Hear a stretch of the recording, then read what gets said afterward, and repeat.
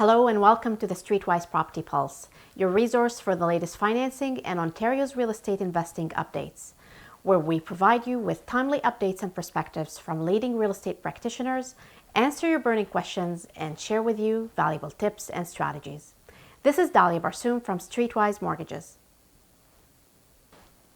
Here we are heading into another stress test that is going to be implemented on June the 1st, 2021 across Canada for both insured and conventional mortgages. That is for all mortgages regardless of the amount of down payment you're putting into the deal.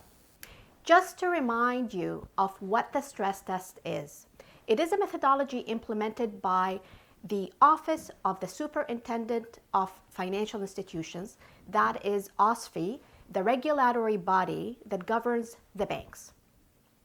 And it is a tool for market intervention. This tool is designed to manage a heated real estate market. The stress test essentially says the following. Every time you're applying for a mortgage, whether you're buying or refinancing, the banks will assume in their approval process a calculation for your mortgage payment that is higher than what you're actually paying. So what do they do? Let's look at an example.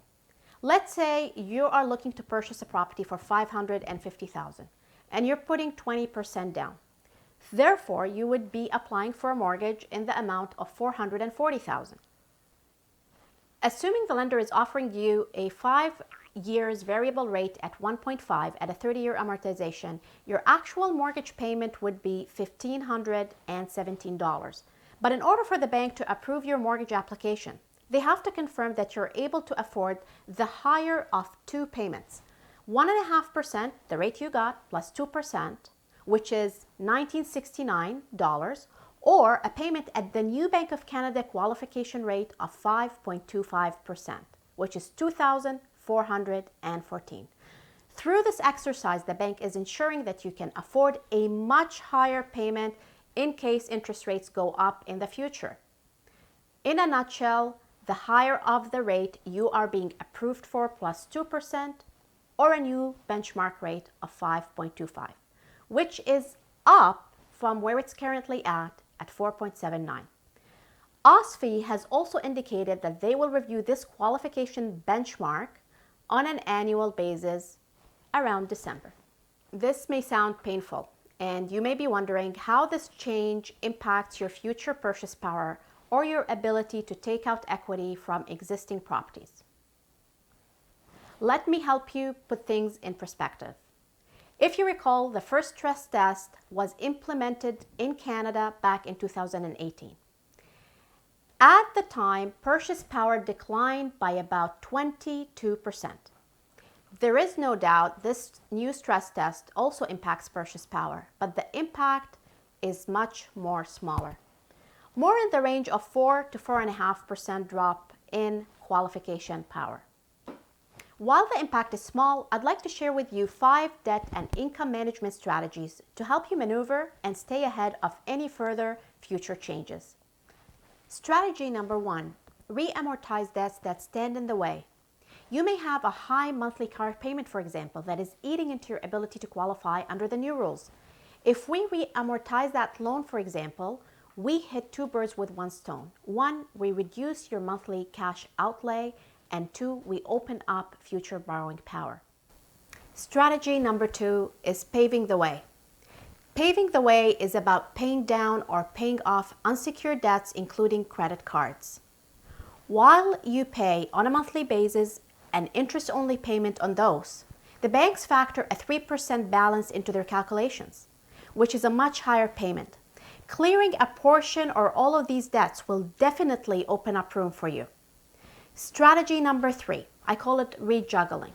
This is an advanced strategy that involves converting a portion or all of a secured line of credit into a mortgage.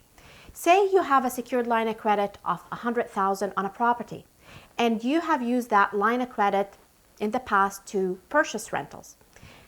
Currently, you're probably paying a small interest-only payment of $250 on that $100,000. But again, the banks are using a 3%, which is a much higher payment of about $600.